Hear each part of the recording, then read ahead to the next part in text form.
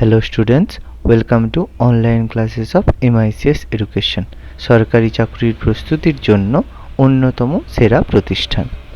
এখানে আপনারা WBCS, railway, PSC, SSC, school service commission, defence এবং অন্যান্য যে কোনো ধরনের রাজ্য সরকারের এবং কেন্দ্রীয় সরকারের চাকরির জন্য প্রস্তুতি নিতে পারেন ইংরেজি এবং বাংলা উভয় মাধ্যমেই। অভিজ্ঞ শিক্ষকের দ্বারা প্রশিক্ষণ দেওয়া হয়। এছাড়া প্রতি সপ্তাহে অনলাইন মক টেস্ট এবং প্রতি মাসে মাসিক মক টেস্টের মাধ্যমে আমরা ছাত্রদের সার্বিক মূল্যায়ন করে থাকি। এছাড়া সমস্ত ক্লাসের স্টাডি মেটেরিয়াল আমরা স্টুডেন্টদের পিডিএফ হিসেবেও প্রোভাইড করে থাকি। সমস্ত লাইভ ক্লাসের রেকর্ডিং দেওয়া হয়। তাহলে আজকেই যোগাযোগ করুন আমাদের সাথে নিচে দেওয়া নাম্বারগুলিতে এবং সরকারি চাকরির প্রস্তুতির জন্য নিজেকে আরেক ধাপ এগিয়ে নিয়ে যান। ধন্যবাদ। দেখো, আজকে আমরা কনস্টিটিউশনের মোটামুটি একটা খুবই গুরুত্বপূর্ণ চ্যাপ্টার আলোচনা করব। যেমন হিস্ট্রির মধ্যে কিছু চ্যাপ্টার থাকে যেটা ছাড়া আমাদের হিস্ট্রি কমপ্লিট নয়, সেরকম কনস্টিটিউশনেরও কিছু চ্যাপ্টার রয়েছে যেগুলো ছাড়া কনস্টিটিউশন কখনো হতে পারে না। তার মধ্যে একটা চ্যাপ্টার হচ্ছে আমাদের মৌলিক অধিকার বা ফান্ডামেন্টাল রাইটস। এরকম আরেকটা চ্যাপ্টার আমরা পরে পড়বো যেটা প্রেসিডেন্ট বা রাষ্ট্রপতি সম্পর্কে, আর একটা পার্লামেন্ট বলে একটা চ্যাপ্টার পড়বো। এই তিনটে চ্যাপ্টার এরকম আসবে যেগুলো যেই তিনটেকে কনস্টিটিউশনের সবচেয়ে কোর চ্যাপ্টার বলা হয়ে থাকে। অর্থাৎ পরীক্ষায় যদি কোশ্চেন আসে এইগুলো থেকে মাস্ট কিন্তু আসবে। অর্থাৎ সেই কারণে এই ক্লাসটা কিন্তু আমাদের কাছে খুব ভাইটাল একটা ক্লাস হবে। একটা ক্লাসে কমপ্লিট হবে না, দুটো ক্লাসে কমপ্লিট হবে। প্রত্যেকে একটু মন দিয়ে ক্লাসটা অ্যাটেন্ড করবে। অ্যাটেন্ড করার পরে কারো যদি কোনো রকম ডাউট থাকে সঙ্গে সঙ্গে জিজ্ঞেস করবে, কারণ এই চ্যাপ্টারটা বোঝাটা কিন্তু খুব গুরুত্বপূর্ণ। কারণ কিছু চ্যাপ্টার থেকে যেখান থেকে কনসেপচুয়াল কোশ্চেন থাকে, আর কিছু চ্যাপ্টার থাকে যেখান থেকে আমরা জাস্ট ইনফরমেটিভ পড়লেই আমাদের হয়ে যাবে। যেমন গণপরিষদ, ঐতিহাসিক পটভূমি, রাজ্য পুনর্গঠন, এই চ্যাপ্টার গুলো থেকে বোঝার মতো তো কিছু নেই। জাস্ট ডেটা কিছু মনে রাখতে হবে। এই গণপরিষদের প্রথম যে সভা হয়েছিল তার সভাপতি কে ছিল, তো এর মধ্যে নিশ্চয়ই বোঝার কিছু নেই, কিন্তু এখানে কিন্তু অনেক কিছু বোঝার ব্যাপার রয়েছে। সেই জন্য সবাইকে বলছি একটু মন দিয়ে শুনবে। যদি কোনো ফার্স্ট লাগে বা স্লো লাগে প্রত্যেকে অবশ্যই বলবে স্যার এটা আরেকবার বলুন। ওকে, বাট এই চ্যাপ্টারটা কিন্তু প্রত্যেকের ভালো করে একটু কনসেপ্ট ক্লিয়ার করা কিন্তু খুবই প্রয়োজন। ওকে, তাহলে শুরু করছি আজকের ক্লাসটা। দেখো, মৌলিক অধিকার বা ফান্ডামেন্টাল রাইটস হলো আজকের টপিক।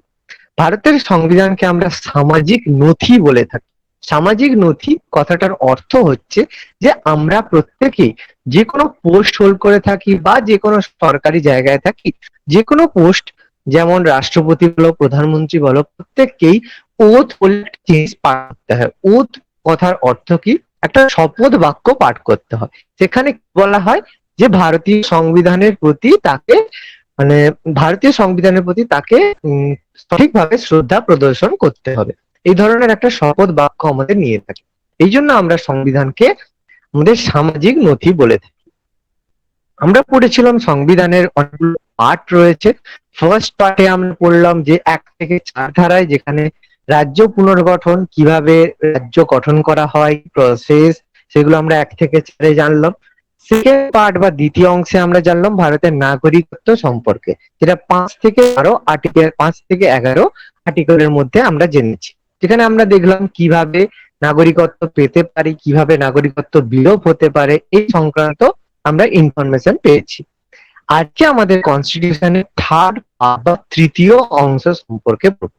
এই তৃতীয় অংশে কি পড়বো? যে 12 থেকে 35, 12 থেকে 35 নম্বর ধারায় আমরা মৌলিক অধিকার সম্পর্কে বিস্তারিত জানবো। আমরা একটা চ্যাপ্টার পড়েছিলাম যেখানে আমরা জেনেছিলাম ভারতীয় সংবিধানের উৎস এবং প্রস্তাবনা, source and preamble of the constitution.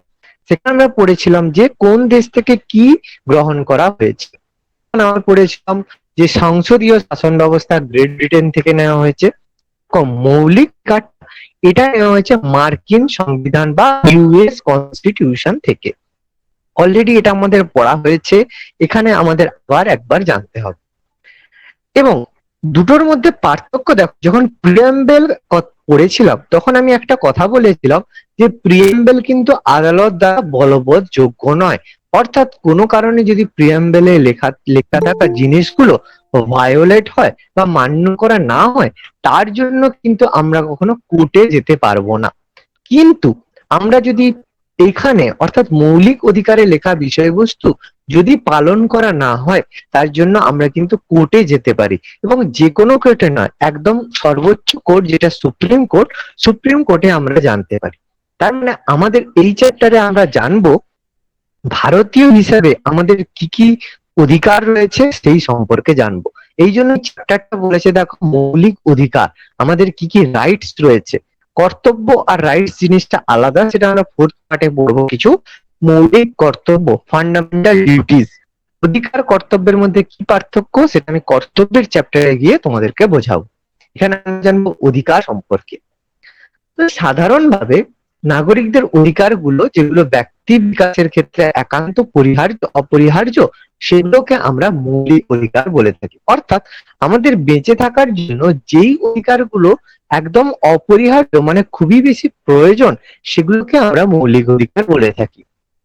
অর্থাৎ যখন সংবিধান রচনা করা হয়েছিল, তখন সংবিধান রচয়িতা অর্থাৎ গণপরিষদের সদস্যরা কিছু জিনিসকে ডিসাইড করেছে, এগুলো প্রত্যেক ভারতীয় নাগরিকদের এই অধিকারগুলো থাকা উচিত। সেই কারণে সেই জিনিসগুলোকে আমরা মৌলিক অধিকারের মধ্যে দিয়েছি। আর কিছু কিছু জিনিস যেগুলো অধিকার না করে আমাদের কর্তব্য বা নৈতিকতার বিষয় নিয়ে বলে থাকে, সেগুলোকে আমরা মৌলিক কর্তব্যের মধ্যে দিয়ে থাকি। অর্থাৎ মৌলিক অধিকারের ক্ষেত্রে আমরা বলতে পারি যেগুলো ব্যক্তি বিশেষের ক্ষেত্রে একান্ত অপরিহার্য, অর্থাৎ খুবই বেশি প্রয়োজনীয়, সেগুলোকে আমরা মৌলিক অধিকার বলবো। এই কারণে আমি দেখো দুটো ইংলিশ টার্ম বলেছি। Fundamental rights are meant for promoting the ideal of the political democracy. অর্থাৎ আমাদের যে রাজনৈতিক বা ডেমোক্রেসি ব্যাপারটা রয়েছে, সেখানে আমরা আমাদের যে রাজনীতির যে পলিটিক্যাল ডেমোক্রেসি বা আমাদের যে গণতন্ত্রটা রয়েছে, তার আইডিয়াল বা তার যে মানে কি বলবো, আইডিয়াল হচ্ছে তার যে কি বলবো আইডিয়ালকে, আদর্শ। আদর্শ। আদর্শগত। একদম আদর্শ। আমরা যে ডেমোক্রেসি বা গণতন্ত্রের যে আদর্শটাকে সেটা সবার কাছে তুলে ধরা বা প্রমোট করার জন্য আমাদের ফান্ডামেন্টাল রাইটসটা রয়েছে। আর একটা জিনিস, the fundamental rights are guaranteed by the constitution of all person without any discrimination. খুব গুরুত্বপূর্ণ একটা জিনিস, যে মৌলিক অধিকার কোনো শর্ত ছাড়াই, ডিসক্রিমিনেশন মানে শর্ত, কোনো শর্ত ছাড়াই সমস্ত লোকের যে ফান্ডামেন্টাল রাইটস এর গ্যারেন্টি দিয়ে থাকে, মানে প্রোটেক্ট করা হবে যে কোনো পরিস্থিতিতে, সেটা আমাদের ফান্ডামেন্টাল রাইটস বলে থাকে। কিন্তু আমরা জিনিস এখানে জানবো যে মৌলিক অধিকারগুলো আমাদের অধিকারগুলোকে গ্যারেন্টিড করলেও অবাধ কিন্তু নয়। আমি এখানেই বলেছি, দুটো লাইন পরেই দেখো লেখা আছে যে মৌলিক অধিকারগুলো অপরিহার্য বলে বিবেচিত হলেও এগুলো কিন্তু কোনোটি সীমাহীন বা অবাধ নয়। অর্থাৎ তোমার অধিকার আছে মানে এই নয় যে তুমি এটা অবাধ ভাবে ইউজ করতে পারবে। তার কিছু লিমিটেশন রয়েছে, কিছু জিনিস রয়েছে যেগুলো তুমি মান্য যদি না করো, তাহলে কিন্তু তুমি সেটা কিন্তু তোমার ক্ষেত্রে কোর্ট কিন্তু সেই জায়গায় তোমাকে প্রোটেকশন দেবে না। যেমন তোমার বাক স্বাধীনতা রয়েছে, আমরা এগুলো নিয়ে বলবো, কিন্তু তার মানে এই নয় তুমি যাকে খুশি তাকে যা খুশি মানে অপমানজনক কিছু কথা বা অ্যালিগেশন দিতে থাকো। প্রপার যদি কারণ থাকে তখন তুমি অবশ্যই বলতে পারো, কিন্তু কাউকে অপমানজনক কথা বলা বা তার ভাবমূর্তি নষ্ট করার কিন্তু অধিকার তোমার নেই। এই জন্য সেটা কিন্তু আমাদের ফান্ডামেন্টাল রাইটস এর মধ্যে থাকলেও সেটা কিন্তু অবাধ নয়। সেগুলো কিন্তু আমরা আস্তে আস্তে পড়বো, কাদের ক্ষেত্রে মানে কোন কোন জিনিসের ক্ষেত্রে এগুলো মানে আটকে যাবে বা মৌলিক অধিকার হবে না, সেগুলো আমরা আস্তে আস্তে জানবো। মৌলিক অধিকারকে আমরা বলি সমাজ কর্তৃক স্বীকৃত এবং রাষ্ট্র কর্তৃক বাস্তবায়িত করার দাবি। এই জন্য আমরা বলতে পারি যে আমাদের মৌলিক অধিকার যেগুলো রয়েছে সেগুলো সমাজ এগুলোকে স্বীকৃতি দিয়েছে, রাষ্ট্র এগুলোকে বাস্তবায়িত করার দাবি, রাষ্ট্রের কাছে এগুলো বাস্তবায়িত করার আমরা দাবি জানিয়ে থাকি। কোন কোন ক্ষেত্রে সংবিধান নিজে এবং কিছু কিছু ক্ষেত্রে পার্লামেন্টও এই অধিকারের উপর বিধি নিষেধ আরোপ করতে সক্ষম। আমরা বলবো ফান্ডামেন্টাল রাইটস আমাদের থাকে, কিন্তু বিশেষ কিছু পরিস্থিতিতে আমাদের ফান্ডামেন্টাল রাইটস গুলো কিন্তু সাসপেন্ডেড করা হয়। কোন পরিস্থিতিতে হয় আমরা আস্তে আস্তে জানবো। যখন জরুরি অবস্থা হবে, এমার্জেন্সি সময়, আমাদের প্রায় সমস্ত ফান্ডামেন্টাল রাইটসই সাসপেন্ড হয়ে যায়, এক্সেপ্ট দুটো। সেগুলো আমরা আস্তে আস্তে আলোচনা করব, কেন হয়, কি আমরা সব ধীরে ধীরে আলোচনা করব। সংবিধানের 12 নম্বর ধারা বা 12 নম্বর আর্টিকেলে আমাদের রাষ্ট্রের সংজ্ঞা দেওয়া হয়েছে। অর্থাৎ যদি বলে আর্টিকেল 12 কি রয়েছে, তখন আমরা বলবো ডেফিনেশন অফ এ স্টেট, অর্থাৎ রাজ্য হওয়ার ক্ষেত্রে তাকে কি কি ক্রাইটেরিয়া ফলো করতে হবে বা কি কি তার মধ্যে কোয়ালিটি থাকতে হবে, সেটাকে আমরা বলবো ডেফিনেশন অফ এ স্টেট। অর্থাৎ রাষ্ট্রের সংজ্ঞা বা ডেফিনেশন অফ স্টেট দেওয়া আছে আর্টিকেল। এবং 13 নম্বর ধারায় কি রয়েছে, মৌলিক অধিকারের সঙ্গে কিছু অসামঞ্জস্যপূর্ণ আইন সম্পর্কে রয়েছে। অর্থাৎ মৌলিক অধিকার থাকলেও অনেক জায়গায় থাকে যেগুলো মৌলিক অধিকারের বাইরেও ক্ষমতা দেওয়া হয়ে থাকে। সেগুলো কোন কোন জিনিস, সেগুলো সম্পর্কে আমাদের আর্টিকেল 13 এর মধ্যে এক্সপ্লেন করা রয়েছে। আমরা পড়বো, প্রত্যেকটা আর্টিকেল পড়তে গিয়ে আমরা দেখবো প্রত্যেকটারই কিছু না কিছু ব্যতিক্রম কিন্তু আমরা সবসময় দেখতে পাই। সেই ব্যতিক্রম গুলো সম্পর্কে আলোচনা আর্টিকেল 13 এর মধ্যে করা হয়েছে। খুবই গুরুত্বপূর্ণ ফ্যাক্ট। দেখো, আমি যতটা বললাম এর মধ্যে কারো কোনো ডাউট বা কোনো কোশ্চেন থাকলে জিজ্ঞেস করো। আমি যতটা বললাম ইন্ট্রোডাকশনের মধ্যে বললাম, কারো যদি কোনো এবার জিজ্ঞেস করার থাকে জিজ্ঞেস করুন। স্যার হ্যালো, স্যার বলছি যে যখন মৌলিক অধিকারগুলো তৈরি করা হয়েছিল তখন কি মানে যেমন আমাদের জনগণের কি কোনো রকম রায় ছিল যে সবার মতের উপর ভিত্তি করে মৌলিক অধিকারগুলো তৈরি করা হবে, না এমনি পার্লামেন্ট বা কেউ হচ্ছে গিয়ে তাদের মানে নিজেদের মত অনুযায়ী মৌলিক অধিকারগুলো তৈরি করেছিল? ভালো কোশ্চেন। আচ্ছা, কেউ এক্সপ্লেন করবে উত্তরটা? কেউ এক্সপ্লেন করবে কোশ্চেনটার? মধুকৃষ্ণ হ্যাঁ স্যার। বলছি, ও যে কোশ্চেনটা করলো সেটার এক্সপ্লেনেশন দেবে এনিবডি? মৈত্রী? স্যার কোশ্চেনটা বুঝতে পারিনি। ও বলছে যে মৌলিক অধিকারগুলো যে যখন তৈরি হয়েছিল তখন কি জনগণের মত নিয়ে তৈরি হয়েছিল, না এমনি তৈরি হয়ে গেছিল? এই জিনিসটাও জিজ্ঞেস করছে। না কি প্রসেসে তৈরি হয়েছিল মৌলিক অধিকারগুলো, যে মানুষের ভোট স্যার, নেওয়া হয়েছিল? মৌলিক অধিকার যখন তৈরি হয়েছিল তখন ওই কমিটির যারা মানে সংবিধান মানে তৈরি করার যারা কমিটি যারা সদস্য ছিল, ওনারা মানে আমার ব্যক্তিগতভাবে মনে হয় ওনাদের ব্যক্তিগত মতামত নিয়েই একটা ইন জেনারেল জওহরলাল নেহরুর একটা উদ্দেশ্য সংক্রান্ত প্রস্তাব ছিল না খসড়া কমিটিতে? অবজেক্টিভ রেজলিউশন, সেটা তো প্রিয়াম্বেলে। হ্যাঁ, সেখানে কি কিছু ছিল মৌলিক অধিকার সম্পর্কিত? বাকি কার বলো? স্যার আমার একটা প্রশ্ন আছে। হ্যাঁ নিশ্চয়ই, বলো। আচ্ছা, তুমি আগে এই উত্তরটা দাও, তারপর কোশ্চেন। হ্যাঁ স্যার, এই উত্তরটা স্যার আমি আর জানি না।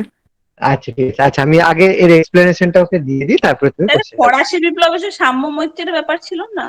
তুমি আবার অন্যদিকে চলে যাচ্ছ। আচ্ছা দেখো, যখন মৌলিক অধিকারগুলো তৈরি হয় বা যে কোনো জিনিস, মৌলিক অধিকার বা রাষ্ট্রপতি নির্বাচন সংক্রান্ত তথ্য, যে কোনো জনগণের মতের ভিত্তি করে হয়নি। এগুলো কি গণপরিষদের যেসব সদস্যরা ছিল তাদের মধ্যে ভোটাভুটির মাধ্যমে হয়েছে। মানে যে ড্রাফটিং কমিটি এগুলোকে নিয়ে আলোচনা করেছে এবং তাদের মধ্যে আলোচনার ভিত্তিতে সিম্পল মেজরিটি এগুলো পাস করা হয়েছে। বুঝেছো অভিষেক? জনগণের কিন্তু কোনো রকম মতামত নেওয়া হয়নি, মানে জনের দ্বারা নির্বাচিত প্রতিনিধিদের মতামত নিয়েই এগুলো তৈরি করা হয়েছে। ওকে, আচ্ছা মৈত্রী বলো, কি বলছো? স্যার বলছিলাম যে এই যে মৌলিক অধিকার, এটা ভারতবর্ষের প্রত্যেকটা মানুষ এই মৌলিক অধিকারের সুবিধা পাবেন বা মৌলিক অধিকারগুলি ওনারা বলবৎ করতে পারবেন, কিন্তু কিছু কিছু মানে ক্ষেত্রে তো মৌলিক অধিকার মানে যেমন আপনি বললেন যে সবাইকে সব কথা বলা যাবে না, মানে বাক স্বাধীনতা আছে বলে কি স্বাধীনতার অপব্যবহার করা যাবে না, কিন্তু এমন কি আছে যে মৌলিক অধিকার সব ক্ষেত্রে প্রয়োগ নয় বা সবাই মৌলিক অধিকারের মানে এমন কি কিছু আছে যে মৌলিক অধিকারের সুবিধা থেকে বঞ্চিত, এরকম কিছু কেউ আছেন কি? সুবিধা থেকে বঞ্চিত বলতে কি বলো, যে কিছু এক্সেপশনাল রুল, যেমন হ্যাঁ, তুমি যদি কোনো exception একটা, কিছু আছে। অবশ্যই প্রত্যেকটা আর্টিকেলে আমরা পাবো, 14-15 প্রত্যেকটা আর্টিকেলে পাবো যে অস্পৃশ্যতা আমরা পড়বো। এরপরে প্রত্যেকটা পাবো যে আমরা মানে আমার কোনো কাজের জন্য আমরা কিন্তু আদালতের কাছে দায়বদ্ধ, যে আমরা যদি কোনো খারাপ কাজ করি বা কাউকে যদি কিছু বলি তার জন্য আদালতের কাছে কিন্তু যেতে পারি। তুমি আমার নামে ফেসবুকে খুব খারাপ খারাপ পোস্ট দিয়ে দিলে, তাহলে আমি কোর্টে গিয়ে তোমার নামে কেস করতে পারি যে আমার মানহানি করতে পারি, তাই তো মৈত্রী? হ্যাঁ স্যার। এবার তাহলে এরকম কেউ কি আছে যে এরকম করতে পারে অথচ তাকে হচ্ছে কেস, মানে তার বিরুদ্ধে কেস করা যাবে না? কেউ বলতে পারবে? না, আমি বলতে পারবো না। রাষ্ট্রপতি। একদম রাষ্ট্রপতি। ঠিক আছে, রাষ্ট্রপতি স্যার, উপরাষ্ট্রপতি উনি তো তারা হয়। দেশের প্রথম নাগরিক। এই কারণে ওরা এক্সেপশনাল রুল পায়। এই কারণে ওরা নিজেদের কাজের জন্য কিন্তু দায়বদ্ধ থাকেন না। যদি ওনারা মার্ডারও করে, যতদিন রাষ্ট্রপতি থাকবে ততদিন কিন্তু অ্যারেস্টও করা যাবে না। ওকে, আমি এগুলো আস্তে আস্তে আলোচনা করব অবশ্যই। রাষ্ট্রপতি তো আবার ফাঁসির আদেশেও ক্যান্সেল করতে পারেন ইচ্ছা করলে। অবশ্যই এগুলো পার্ডন পাওয়ার আস্তে আস্তে অনেক কিছু আমাদের আসবে। এবার আমরা বললাম তো আস্তে আস্তে কনস্টিটিউশনে ঢুকছি, আমাদের প্রচুর ডাউট, প্রচুর কোশ্চেন এবার আসবে। স্যার বলো। বলছি যে যারা ভারতীয় নাগরিক নয় কিন্তু ভারতে বসবাস করছে, তারা তো স্যার মৌলিক অধিকার থেকে বঞ্চিত, যেমন চাকরি পাওয়ার ক্ষেত্রে বা বিভিন্ন সুযোগ সুবিধা পাওয়ার ক্ষেত্রে। অবশ্যই তারা অনেকগুলো কিছু কিছু মৌলিক অধিকার তারা পাবে, ম্যাক্সিমাম তারা পাবে না। যেমন তারা হচ্ছে তোমার পাবে যে বেঁচে থাকার অধিকার, যে 20-21 নাম্বার মানে 20-তে রয়েছে, 21-এ রয়েছে বেঁচে থাকার অধিকার। তারা একই শাস্তির জন্য একটা অপরাধের জন্য দুবার শাস্তি দেওয়া যাবে না। এই জিনিসগুলো ইন্ডিয়ান না হলেও তারা কিন্তু মৌলিক অধিকার হিসেবে ভোগ করতে পারে। পাবো আমরা, সব পাবো। ওকে, আচ্ছা, আর কেউ কিছু বলছো? আচ্ছা, হ্যাঁ, শাশুড়ি স্যার। কিছু বলছিলে? বলো কৃষ্ণা, কি বলছিলে বলো। স্যার আমি বলছিলাম যে স্যার আমি এক জায়গায় পড়েছিলাম যে যারা দেউলিয়া আর বিকৃত মস্তিষ্ক তাদের তো ভোটাধিকার থাকে না, তাহলে কি স্যার তাদের মৌলিক অধিকার থাকবে? আচ্ছা, তুমি অ্যাকচুয়ালি অনেকটা দূরে চলে গেছে, এটাই সমস্যা। আচ্ছা, হবে ওগুলো হচ্ছে আমাদের তারা কোন রকম সাংসদ বা কোন রকম মানে রাষ্ট্রপতি হওয়ার যোগ্যতা বা প্রধানমন্ত্রী হওয়ার যোগ্যতা বা সাংসদ হওয়ার যোগ্যতার মধ্যেই পড়বে। বলবো আমি, যদি তার কোনো কর বাকি থাকে, দেউলিয়া হয়, পাগল হয়, বা হচ্ছে কোনো কারণে রাষ্ট্রদ্রোহের সাথে যুক্ত থাকে, তারা কিন্তু কোন রকম সাংসদ বা প্রধানমন্ত্রী হওয়ার পদপ্রার্থী হবে না। কিন্তু ওইটাই তারা অবশ্যই দেখেছিলাম। তারা কিন্তু অবশ্যই মৌলিক অধিকার অবশ্যই তারা পাবে। Fundamental rights as a Indian citizenship হিসেবে তারা অবশ্যই মৌলিক অধিকার পাবে। ওকে, আচ্ছা, শেষে কি বলছো?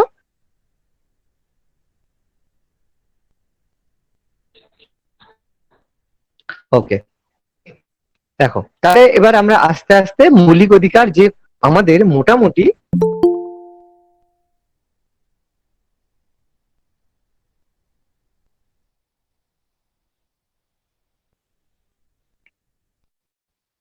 আচ্ছা, আমাদের এবার বিভিন্ন ধরনের মৌলিক অধিকার সম্পর্কে আমাদের জানতে হবে।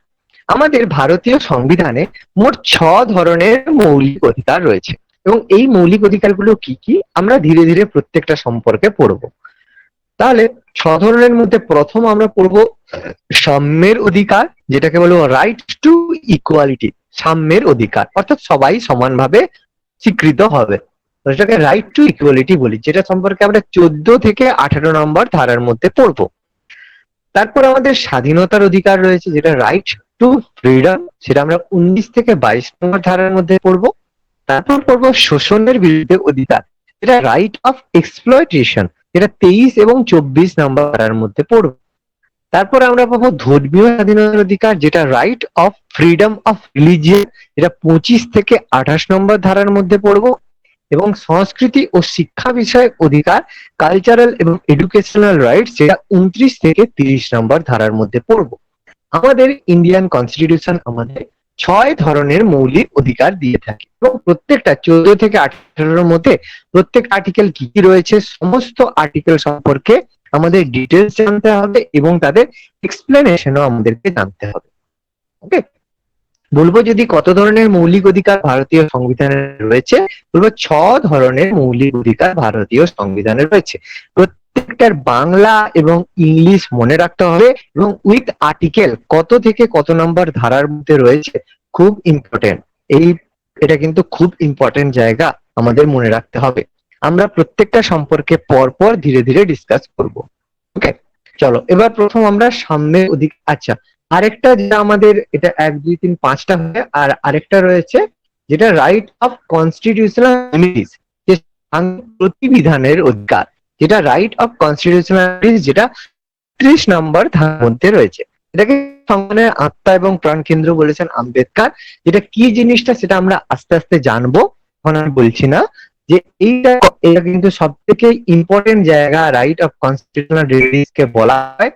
কেন বলা হয় আমরা যখন এটা পড়বো তখন আমি এখানটা ডিসকাস করবো। ওকে, তাহলে এই মোট 6 ধরনের মৌলিক অধিকার আমরা ভোগ করতে পারি ইন্ডিয়ান কনস্টিটিউশনের মধ্যে। প্রথম আমরা দেখছি ভারতের সাম্যের অধিকার, যেটা রাইট অফ ইকুয়ালিটি, সেই সম্পর্কে আমরা জানি যে সাম্যের অধিকার বলতে আমরা কি বুঝে থাকি, যে সাম্যের অধিকার জিনিসটা কি বা সাম্যের অধিকার জিনিসটা কি ব্যাপার সেটা আমরা জানবো। গণতন্ত্রের সাফল্যের জন্য প্রয়োজন বৈষম্যের অবসান ঘটিয়ে সাম্য প্রতিষ্ঠা করা। দেখো, প্রত্যেক জায়গাতে যদি আমাদের মধ্যে মনে হয় ও উঁচু শ্রেণী আমি নিচু শ্রেণী, তখন আমাদের মধ্যে একটা টেন্ডেন্সি থাকে যে ওর থেকে আমি আলাদা। তাহলে যদি জাতিভেদ প্রথা এরকম ভেদভাব থাকে তখন কিন্তু আমাদের মধ্যে কখনোই সাম্য প্রতিষ্ঠা হবে না। যে উঁচু শ্রেণীর থাকবে সে চাইবে নিজের সম্মানকে, উঁচু জায়গাটাকে বজায় রাখতে, আবার যে নিচু শ্রেণীর হবে সে সবসময় চাইবে উঁচু শ্রেণীর লোক রয়েছে তাকে সরিয়ে তার জায়গায় বসার চেষ্টা করবে। অর্থাৎ সবসময় একটা কিন্তু ঝামেলা বলো বা সংঘর্ষ বলো সবসময়। এই জন্য প্রত্যেকেই চায় সাম্য অবস্থায় করতে। যেমন আমরা হিট পড়েছি, হিট পড়তে গিয়ে আমরা যে উচ্চতাপ এবং নিম্নতাপ করতে থাকি সম উষ্ণতায় পরিণত হওয়ার চেষ্টা করে, অর্থাৎ সাম্য প্রতিষ্ঠা করার চেষ্টা করে। এই জন্য গণতন্ত্র যদি সফল হতে পারে তখনই যদি বৈষম্যের অবসান ঘটিয়ে সাম্য প্রতিষ্ঠা করা সম্ভব হয়। যদিও বাস্তবে এটা কখনোই সম্ভব নয়, কিন্তু আমরা এটা কিন্তু চেষ্টা করতে পারি। ভারতকে অ্যাকর্ডিং টু কনস্টিটিউশন আমরা ভারতকে গণতান্ত্রিক রাষ্ট্র বলে থাকি, এবং সাম্য বলতে প্রকৃত অর্থে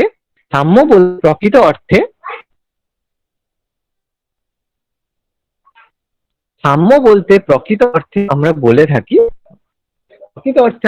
থাকি জাতি ধর্ম বর্ণ স্ত্রী পুরুষ ধনী দরিদ্র নির্বিশেষে ভারতীয় নাগরিক রাষ্ট্রের সমান সুযোগ সুবিধা পাবে। তার মানে সাম্য বলবো তখনই যদি কাউকে জাতির ভিত্তিতে, ধর্মের ভিত্তিতে, বর্ণের ভিত্তিতে বা লিঙ্গের ভিত্তিতে বা আর্থিক সামর্থ্যের ভিত্তিতে কাউকে ক্রিটিসাইজ বা আলাদা না করে সমানভাবে যদি সুযোগ সুবিধা প্রদান করা হয় তখন আমরা বলবো যে সাম্য প্রতিষ্ঠা হয়েছে। অর্থাৎ কাউকে জাতির ভিত্তিতে পৃথক করা যাবে না, যে সে নিচু জাতি বা উঁচু জাতি। কাউকে ধর্মের ভিত্তিতে পৃথক করা যাবে না, হিন্দু সে মুসলিম। বর্ণের ভিত্তিতে করা যাবে না, এ দেখতে ফর্সা দেখতে কালো। স্ত্রী বা পুরুষের ভিত্তিতে করা যাবে না। অ্যাকচুয়ালি এখন স্ত্রী পুরুষ আর হচ্ছে লিঙ্গ, সেটাও থার্ড জেন্ডার হিসেবে রয়েছে। অর্থাৎ এটা যদি আমরা লিঙ্গ বলি তাহলে একটু বেটার হয়। তো একটু আমি নোটটা চেঞ্জ করে দিচ্ছি, শুধু স্ত্রী পুরুষ না বলে এটাকে লিঙ্গের ভিত্তিতে করলে বেটার হবে।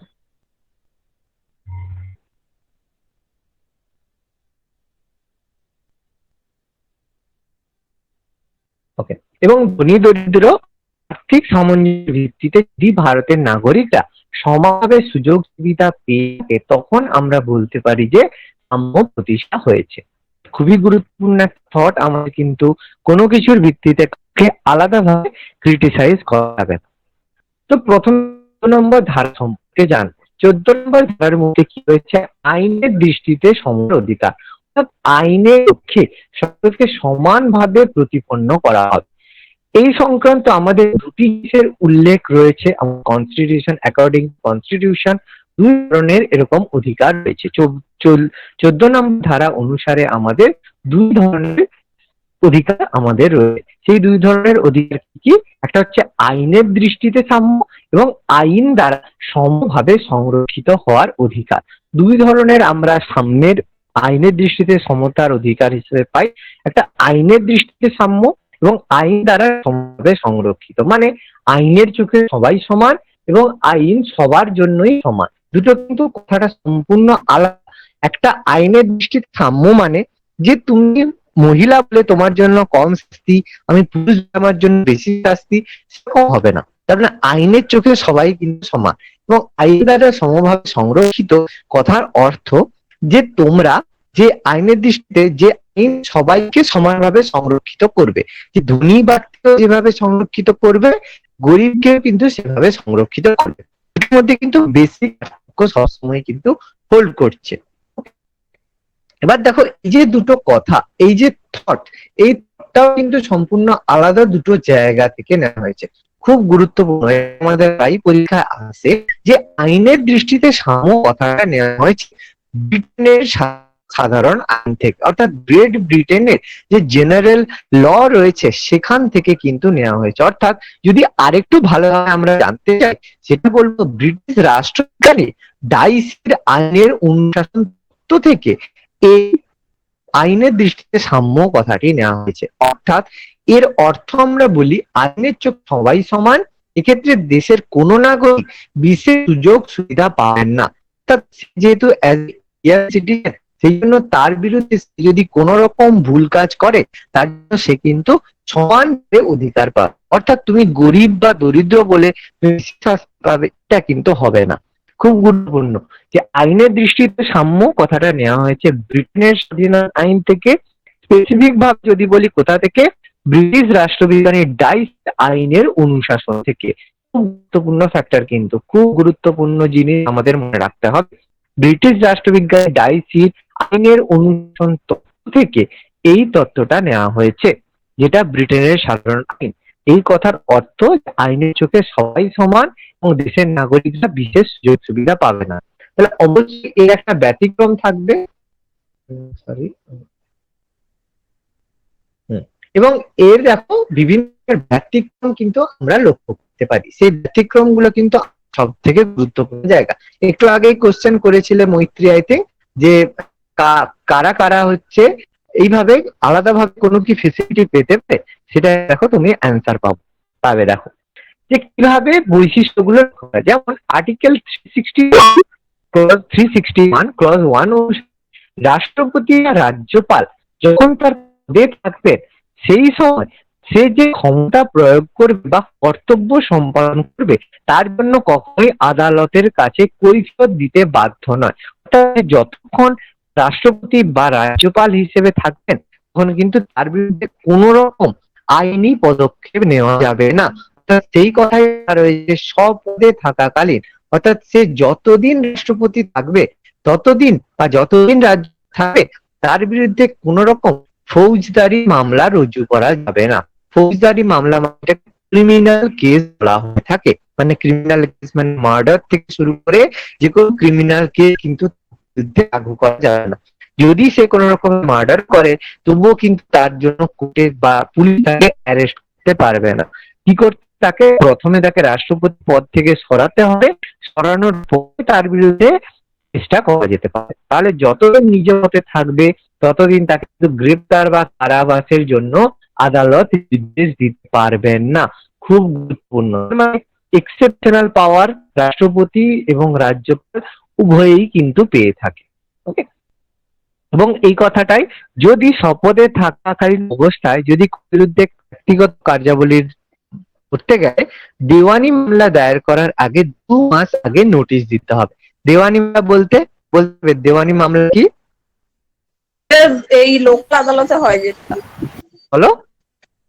লোকাল আদালতে মানে যেটা সেই এমনি মামলা যেটা হয়, মানে জমি জমা ছাড়া যে মামলাগুলো হয়, যে খুন টুন যেগুলো হয়। রে অন্যদিকে চলে গেল। যে দেওয়ানি মামলা মানে হচ্ছে যেগুলো টাকার সাথে যুক্ত। তুমি যেটা বললে, তুমি যেটা না বললে সেটাই, ফৌজদারি হবে ওটা। যেটা না বললে সেটাই। মানে যদি কোন রকম টাকা চুরির ব্যাপার থাকে বা তুমি জমি নিয়েছো, তাই যে সারদার ব্যাপার ট্যাপার এগুলো যদি থাকে সেগুলো সব দেওয়ানি মামলার মধ্যে থাকবে। যদি দেওয়ানি মামলায় কোন রকম থাকে তাহলে 2 মাস আগে রাষ্ট্রপতিকে নোটিশ দিতে হবে যে আপনার বিরুদ্ধে এইরকম একটা দেওয়ানি মামলা হবে। রাষ্ট্রপতি যদি 2 মাসের মধ্যে সেই সংক্রান্ত মানে জিনিস মিটিয়ে নেয় তাহলে ভালো, নাহলে 2 মাস পরে তাকে নোটিশ দেওয়া হবে এবং নোটিশ দেওয়ার পরে তাকে ইমপিচমেন্ট করা হবে। ইমপিচমেন্টের পরে তাকে মানে তারপর তার বিরুদ্ধে তোমার কেসটা করা হবে। এবার কারা কারা করতে পারে না? রাষ্ট্রপতি রাজ্যপাল ছাড়া আর কাদের বিরুদ্ধে করা যায় না? যেগুলো বিদেশি রাষ্ট্রের শাসকগণ, তাদের বিরুদ্ধে যাবে না।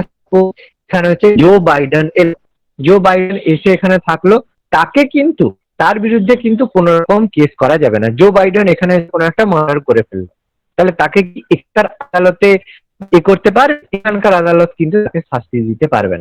তাকে ব্রিটেনের সেখানের যে শাসক রয়েছে, ব্রিটেনের যেখানে যেখানে আমেরিকা থেকে এসেছে সেখানকার কোর্টে কিন্তু তার বিরুদ্ধে আদালতে রুজু করবে। বা কেউ যদি রাষ্ট্রদূত বা দূতাবাসের সাথে যুক্ত, যে আমাদের এজেন্সি রয়েছে যেগুলো হচ্ছে ফরেন এজেন্সি রয়েছে, অনেকে রাষ্ট্রদূত থাকে, দেখবে কিন্তু প্রত্যেক স্টেট কিন্তু প্রত্যেক কান্ট্রির কিন্তু রাষ্ট্রদূত থাকে। সেই রাষ্ট্রদূত যারা হয় তাদের বিরুদ্ধেও কিন্তু করা যাবে না। কোনো কাজ থাকে তখন তাকে তার নিজের দেশে গিয়ে বা নিজের দেশে পাঠিয়ে তার বিরুদ্ধে মানে কেস করা হবে।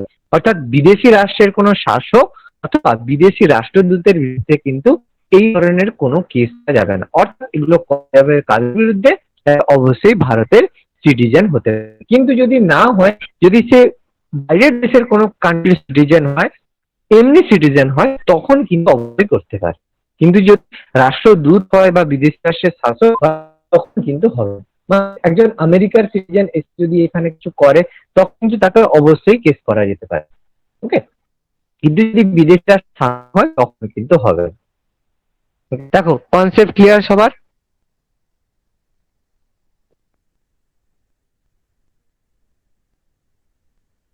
হ্যাঁ। ওকে,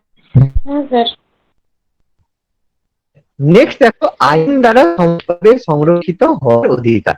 অর্থাৎ আইন দ্বারা সমভাবে সংরক্ষিত হওয়ার অধিকারটা, এটা দেখো আবার মার্কিন সংবিধান থেকে হয়েছে। দেখো দুটো পার্থক্য।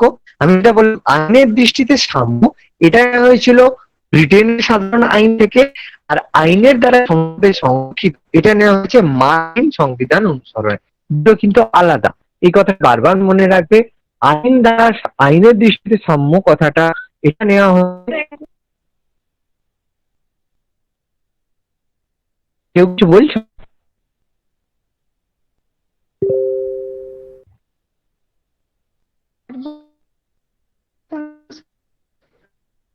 আচ্ছা, কেউ কি কিছু বলছো? কথাটা তো একদম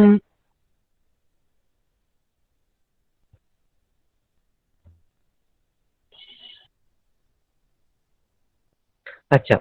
তো আইনের দৃষ্টি সাম্য কথাটা ব্রিটেনের ডার্সির শাসন বা ব্রিটেনের সাধারণ আইন থেকে নেওয়া হয়েছে, এবং আইনের দ্বারা সমভাবে সংরক্ষিত এটা মার্কিন সংবিধান থেকে নেওয়া হয়েছে।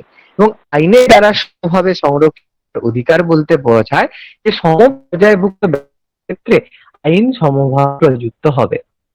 একই ধরনের ব্যক্তি যদি একই পর্যায়ের ব্যক্তি হয়, যে দুজনই এরকম ব্যক্তি, যে একই এজ একই সেক্স একদম, যে ডিফারেন্স কখন হয় যে সে মাইনর হয়ে যাবে তখন তার জন্য কিছুটা আলাদা হয়ে থাকে। কিন্তু আইন দ্বারা সমভাবে সংরক্ষিত কি পর্যায়ভুক্ত ব্যক্তিদের ক্ষেত্রে আইন কিন্তু সমানভাবে লাগু হবে। এক্ষেত্রে একটা কেস যেটা 1952 সালে হয়েছিল, চিরঞ্জিত লাল চৌধুরী বনাম ভারত সরকার মামলা, কেস হয়েছিল গুরুত্বপূর্ণ, যেখানে সুপ্রিম কোর্ট রায় দিয়েছিল ব্যক্তির অবস্থা এবং প্রকৃতির বিভিন্নতা বিচার করে প্রতিটি আইনকে সকল ব্যক্তির জন্য সমভাবে প্রয়োগ করতে হবে। অর্থাৎ রাষ্ট্র যুক্তিযুক্তভাবে বিভিন্ন ব্যক্তিকে বিভিন্ন শ্রেণীতে বিভক্ত করতে পারে এবং পৃথক পৃথক জন্য শাস্তি দিতে পারে। যেমন বলতে পারি যে সাপোজ কেউ কোনো একটা মার্ডারের সাথে যুক্ত, কিন্তু সেই মার্ডারটা সে হয়তো নিজের সেলফ ডিফেন্সের জন্য করেছে, বা তার কাছে মানে আর্থিক সমস্যার কারণে সে মার্ডারটা করতে বাধ্য হয়েছে, বা তাকে চুরি করতে সে বাধ্য হয়েছে, তার আর্থিক মানে সে খেতে পারছে না এই কারণে। তাহলে সেক্ষেত্রে যদি আইন চায় বা সেক্ষেত্রে যদি ল চায়, তাদের জন্য স্পেশাল ভাবে যে মানে যেটা শাস্তি হওয়ার কথা তার কম শাস্তি সেক্ষেত্রে চাইলে কিন্তু দিতে পারে। অর্থাৎ সেই জায়গায় মানে মানে আমাদের আদালত মনে করে তাকে কিন্তু অন্যভাবে অবশ্যই করতে পারে। এটি বলা আছে রাষ্ট্র যুক্তিযুক্তভাবে বিভিন্ন ব্যক্তিকে বিভিন্ন শ্রেণীতে বিভক্ত করে পৃথক পৃথক শ্রেণীর প্রয়োজন অনুসারে আইন তৈরি করতে পারে। সেক্ষেত্রে বিচারক থাকবে সম্পূর্ণ তার উপর নির্ভর করবে, কিন্তু ম্যান্ডেটরি নয়। যদি সে বলে না, যেরকম অলরেডি ল আছে অ্যাকর্ডিং টু ল সে করবে, তাহলেও করতে পারে। যদি মনে করে না এক্ষেত্রে স্পেশাল তাকে ট্রিট করা হবে, তাহলেও সে করতে পারে। এটা একটা গুরুত্বপূর্ণ কেস ছিল। আচ্ছা, নেক্সট দেখো আমরা আমাদের আর্টিকেল 15, যেটা হচ্ছে জাতি ধর্ম বর্ণ নির্বিশেষে সমান অধিকার, যে আর্টিকেল 15 এর সাথে যুক্ত। আর্টিকেল 15 নম্বর ধারা অনুসারে যে রাষ্ট্র কোনো নাগরিক তার ধর্ম, জাতি, লিঙ্গ, বর্ণ বা স্থানের ভিত্তিতে পৃথকভাবে বা বৈষম্যমূলক আচরণ কিন্তু করতে পারবেন না। অর্থাৎ রাষ্ট্র যদি কোনো ব্যক্তিকে সে যদি কোনো পার্টিকুলার কোনো ধর্মের অন্তর্গত হয়, তার জন্য তাকে আলাদাভাবে ট্রিট করতে পারবে না। অন্য জাতি, যেটা আমি অলরেডি বললাম, এইভাবে কিন্তু করতে পারবে না। এই অধিকার কেবলমাত্র ভারতীয়দের ক্ষেত্রেই প্রযোজ্য। অর্থাৎ কেবলমাত্র যারা সিটিজেনশিপ হবে, এটা কিন্তু কেবলমাত্র ভারতের নাগরিকদের ক্ষেত্রেই প্রযোজ্য।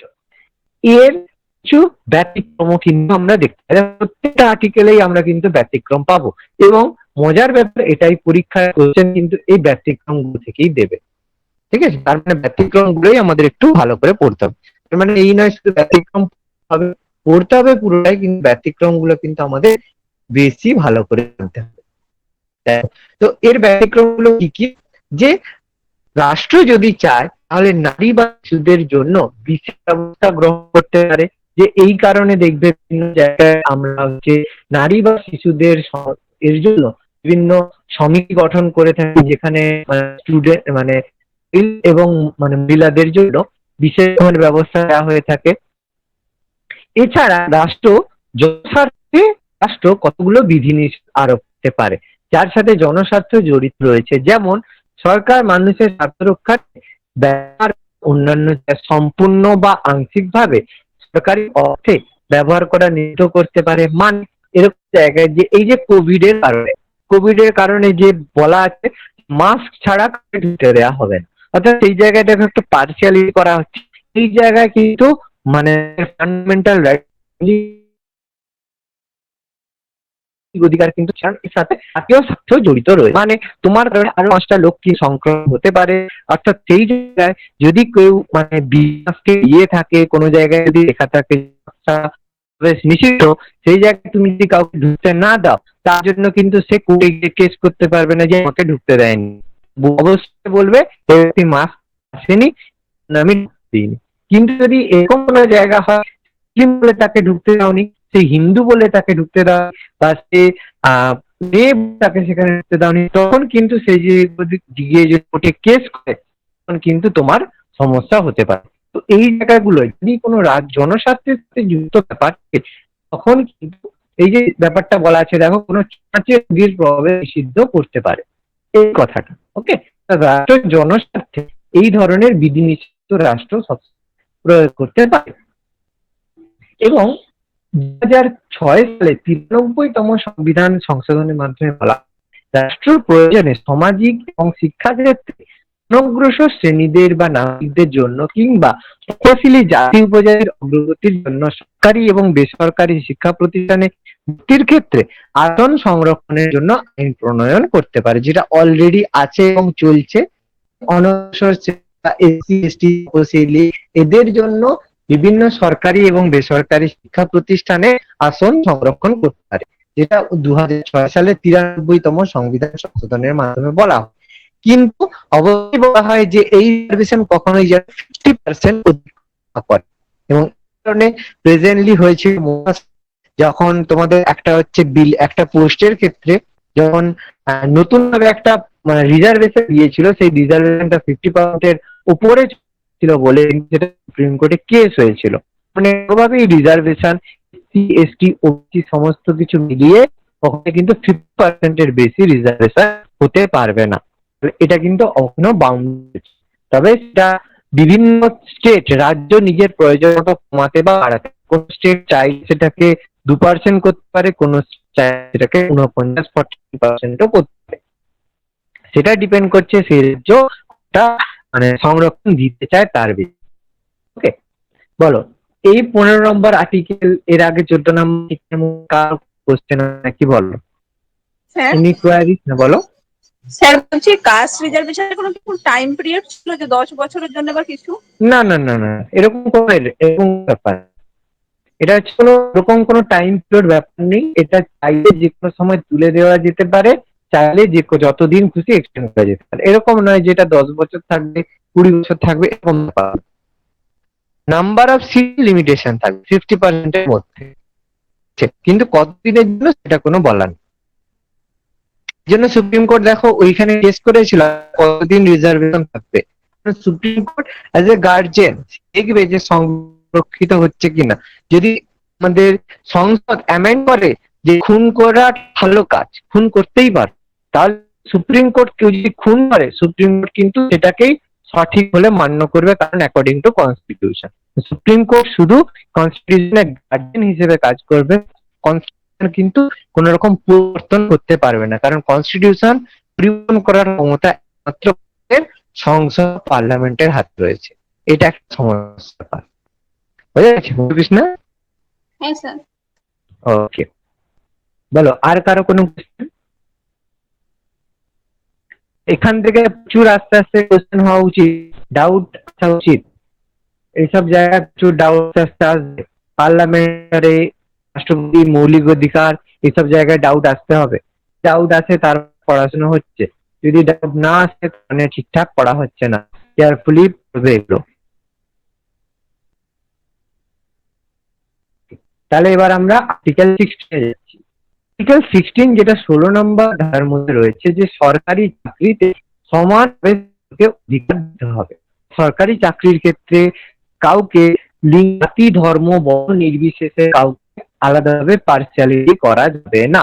কিন্তু সেম ব্যাপার, কাউকে যদি চায়, রাষ্ট্র যদি প্রয়োজন মনে করে, তাদেরকে অবশ্যই যে এমনকি ছুটি, বেতন, পদোন্নতি, ছুটির ক্ষেত্রে এই নিয়ম বাধ্যতামূলক। এসটি বলে বা এসসি বলে সে বেশি পেনশন পাবে, বা এসটি বা এসসির জন্য সে পেনশন পাবে, সেগুলো কিন্তু হবে না। অর্থাৎ প্রত্যেককে হচ্ছে সমস্ত ক্ষেত্রে কিন্তু তারা সমানভাবে ট্রিট করতে হবে। সরকারি চাকরির ক্ষেত্রে প্রত্যেকে সমানভাবে অধিকার পাবে। কিন্তু সেম ব্যাপার দেখো এখানেও একটা সঠিক বৈশিষ্ট্য কি, যদি কোন রাজ্য বা কেন্দ্রশাসিত অঞ্চল সরকারি চাকরির ক্ষেত্রে বিভিন্ন রাজ্য বা কেন্দ্রশাসিত অঞ্চলে বসবাস যোগ্যতাকে পার্লামেন্টের অন্যতম শর্ত হিসেবে আরোপ করতে, এরকম কোনো পোস্ট দিতেই পারে যে শুধুমাত্র ওয়েস্ট বেঙ্গলের তাকে অ্যাপ্লাই করতে পারবে, অন্য কোনো স্টেটে সেখানে অ্যাপ্লাই করতে পারবে না। যেটা দেখবে প্রত্যেকবারের পরিস্থিতিতেও আছে যে যদি বিহারে কেউ চাকরি করতে যায় ভাষা জানা বাধ্যতামূলক এবং তাকে অবশ্যই বিহারের সিটিজেন হতে হবে। কিন্তু আমি গিয়ে কিন্তু বিহারের টেস্টে এক্সাম দিতে পারবো না, কিন্তু ওয়েস্ট বেঙ্গলের ক্ষেত্রে সেটা নেই। বিহারিরা এসে আমাদের ওয়েস্ট বেঙ্গলে সিভিল সার্ভিস দিয়ে চাকরি নিয়ে চলে যাচ্ছে। তাহলে এটা ওয়েস্ট বেঙ্গলের ক্ষেত্রে একমাত্র নেই, অন্য সমস্ত স্টেটের ক্ষেত্রে আছে। এগুলো প্রত্যেক যে যার যদি মনে করে ভাবে করতে পারে।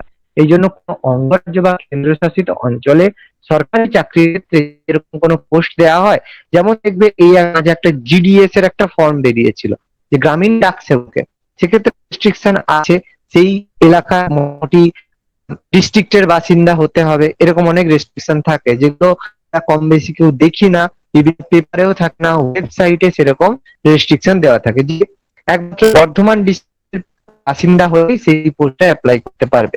তাহলে সেই জায়গাগুলোতে চাইলে সরকার চাইলে সেগুলো সেই জায়গায় বসবাস করার জন্য চাকরির অন্যতম শর্ত হিসেবে স্থির করতে পারে। এবং এই ক্ষেত্রে দেখো কিন্তু কোন রাজ্য কেন্দ্রশাসিত অঞ্চল নির্দিষ্ট অংশে বসবাসের যোগ্যতা চাকরির শর্ত হিসাবে স্থির করা পার্লামেন্টের ক্ষমতা নেই। এরকম করতে পারেন না যে পার্লামেন্ট এরকম বলতে পারেন না যে পার্টিকুলার এই জায়গারই কোন রাজ্য কেন্দ্রশাসিত অঞ্চলে কোন নির্দিষ্ট অংশে মানে বসবাসের যোগ্যতাকে স্থির করে দেওয়ার ক্ষমতা পার্লামেন্টের নেই। মানে পার্লামেন্ট বলতে পারবে না যে এই চাকরির ক্ষেত্রে শুধুমাত্র রয়েছে, কারণ এটা ডিসাইড করবে একমাত্র সেই অঙ্গরাজ্য, মানে বিধানসভাতেই এটাকে ডিসাইড করা হবে। এর জন্য পার্লামেন্ট বা লোকসভা, রাজ্যসভা এই ব্যাপারে কিন্তু কোন রকম মত করতে পারবে না।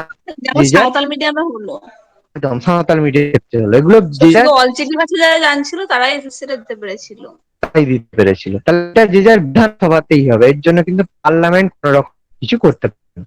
তো বলো স্যার, এখানে বলেছে যে বেতন, পদোন্নতি, ছুটি, পেনশন এগুলোর ক্ষেত্রে সবার ক্ষেত্রে সমান যদি হয়, তাহলে স্যার এই যে চাকরির ফর্ম ফিল আপের ক্ষেত্রে জেনারেলদের টাকা বেশি নেয় আর এসসি এসটি দের কম নেয় বা কিছু কিছু ক্ষেত্রে বিনামূল্যে করায়, তাহলে স্যার ওখানে বৈষম্য করে কেন?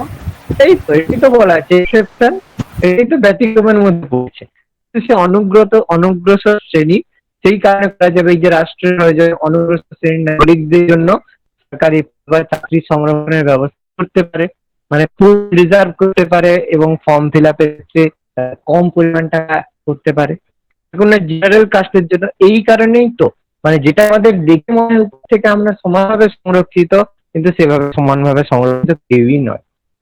ব্যাপারটা বুঝতে পারছো? সমস্যা তো এখানে যে বলা হচ্ছে সবার ক্ষেত্রে সমান, কিন্তু অনগ্রসর শ্রেণী যারা রয়েছে তাদের জন্য, যেহেতু তারা অনগ্রসর শ্রেণী, সেই কারণে তাদেরকে আলাদাভাবে পার্সিয়ালিটি দেওয়া হচ্ছে। সরকারি চাকরিতে পদ সংরক্ষণ দেওয়া হচ্ছে, স্যালারিও তাদের, মানে যে প্রমোশনটাও তাদের বেশি দেওয়া হচ্ছে, এভরিথিং তাদের ফেসিলিটি দেওয়া হচ্ছে।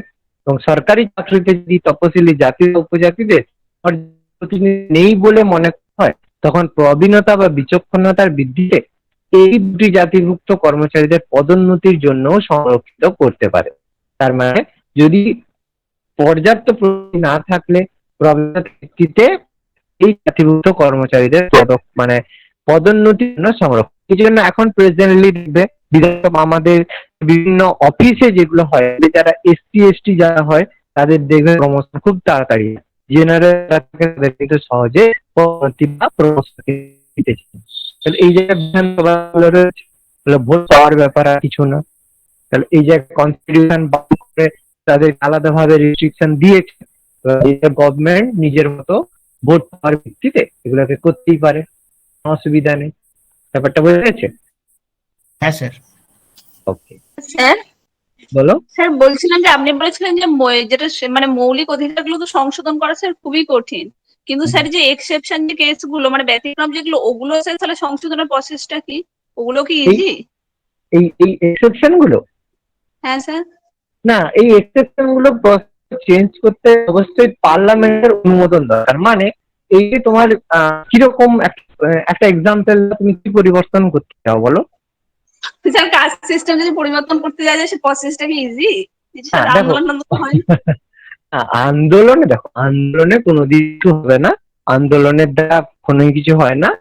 যাই হোক, মোটামুটি যদি কাস্ট সিস্টেম তুমি বন্ধ করতে চাও, সংসদ থেকে, পার্লামেন্ট থেকে এটাকে বলতে হবে যে লোকসভা থেকে বিল যে এই এক্সেপশন গুলো টোটালি যে যেগুলো এক্সেপশন আছে, যে কাস্ট সিস্টেম বলে আর কোনো থাকবে না, সবাই সমান ট্রিট করতে হবে।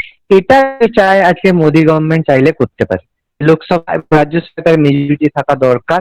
এই জায়গায় স্টেট থেকে কোনো কথা বলার প্রয়োজন নেই, যে রাজ্য থেকে রাজ্য যদি অপোজ করে কেউ কিন্তু, বুঝতে পেরেছো? মানে স্যার এটা কি সুপরিবর্তনীয় না মানে কঠিন? সুপরিবর্তনীয় অবশ্যই, 2/3 মেজরিটি। এবার কি তো রাজ্যের মধ্যে ব্যাপার, রাজ্যসভায় যে মেম্বাররা থাকে বিভিন্ন রাজ্য থেকে এসে থাকে, জন্য রাজ্যসভায় মেজরিটি পাওয়াটা খুব ব্যাপার। যে লোকসভা রাজ্যসভা 2/3 মেজরিটিতে ভোট দরকার। এবার তুমি বলো যদি 2/3 মেজরিটি হয়ে যায়, এটাকে সুপরিবর্তনীয় বলবে না দুষ্পরিবর্তনীয় বলবে? হ্যাঁ স্যার সেটা তো অবশ্যই। তার মানে যদি বিজেপি গভর্নমেন্ট এখন, মানে বেঙ্গলে যদি বিজেপি গভর্নমেন্ট চলে আসে, তাহলে বড় একটা হোল পেয়ে যাবে রাজ্যসভা লোকসভাতে। তখন কিন্তু খুব সম্ভাবনা রয়েছে যে লোকসভা রাজ্যসভা থেকে 2/3 মেজরিটি হতে পারে। কেন্দ্র রাজ্যে এক হলে এটা সম্ভব? এটা এক হলে ব্যাপারটা টোটালি সম্ভব, কারণ রাজ্যসভার যে মেম্বাররা থাকে তারা সবসময় দেখো 6 বছরের তাদের মেম্বার থাকে। তার মানে যারা অলরেডি অন্য পার্টি গেছে তারা 6 বছর মেম্বার থাকবে, তারা তো সিট হোল্ড করবে। নতুন যে মেম্বাররা আসবে তার তো একটা টাইম থাকবে, তার 2 বছর পরে হবে, তাহলে 2 বছর হতে হতে তাদের লোকসভায় আবার সরকার যেতে পারে, তাই না? ব্যাপারটা বুঝতে পারছো? মানে এতটা সহজ মনে হচ্ছে, ততটা সহজ কিন্তু হবে না। তাহলে জনস্বার্থ মামলা যেগুলো তার সাথে এটা কোনো রিলেটেড নয় তো?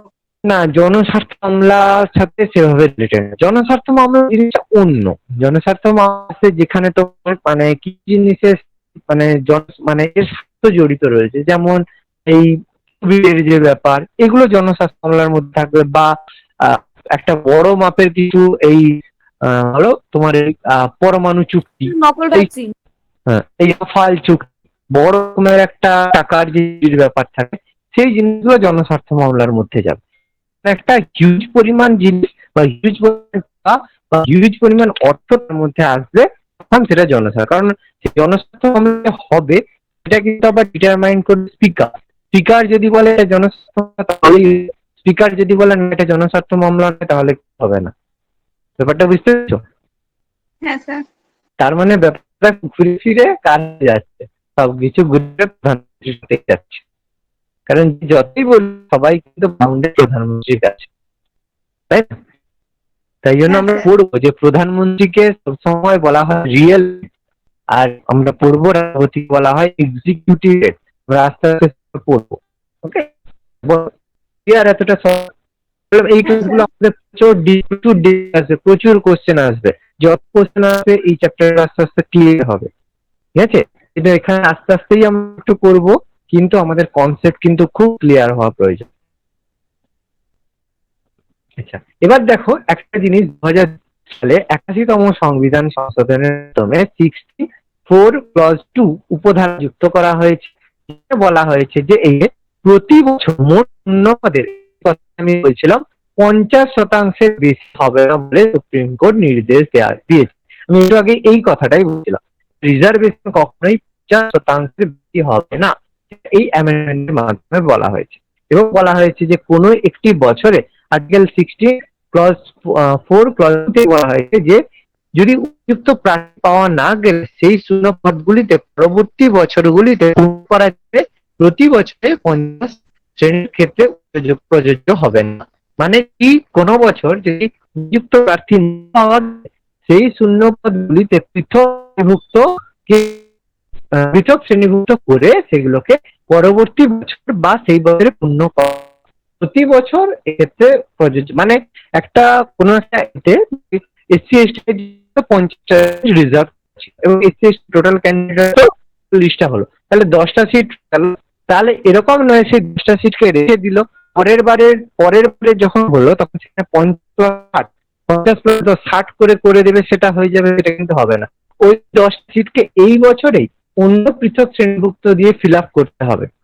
ওই জায়গায় পরের বছর অ্যাড করে 60 করে দিয়ে সেটা কিন্তু করতে পারবে না, কারণ পরের বছরও ওই 50টাই ফিল আপ করতে হবে, 60 কিন্তু করতে পারবে না।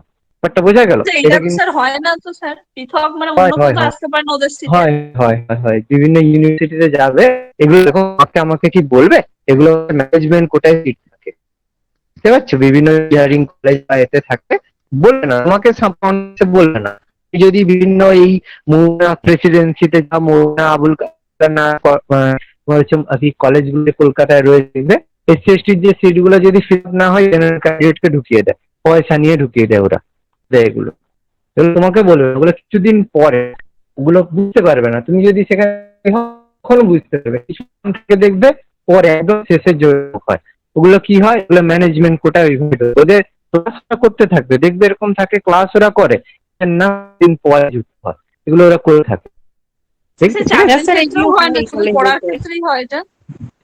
থাকে তো স্যার হ্যাঁ স্যার এগুলো হয়। দেখো যারা জানে তারা ম্যানেজমেন্ট ঠিক কোটাই দিয়ে, হ্যাঁ এগুলো কিন্তু ম্যানেজমেন্ট কোটাই দিয়ে দেয়, জেনারেল থেকে এসটি এসসি যখন সিট ফাঁকা থাকে, ব্যাস, কারণ জানে, কোটা পূরণ করতে হবে। হ্যাঁ, যে জানে সে ঠিক জানে, এই জিনিসগুলো তো সামনাসামনি বলবে এটা না। কি স্যার পড়াশোনার ক্ষেত্রে হয় না, মানে চাকরির ক্ষেত্রে সব ক্ষেত্রে না, এটা না, প্রযোজ্য?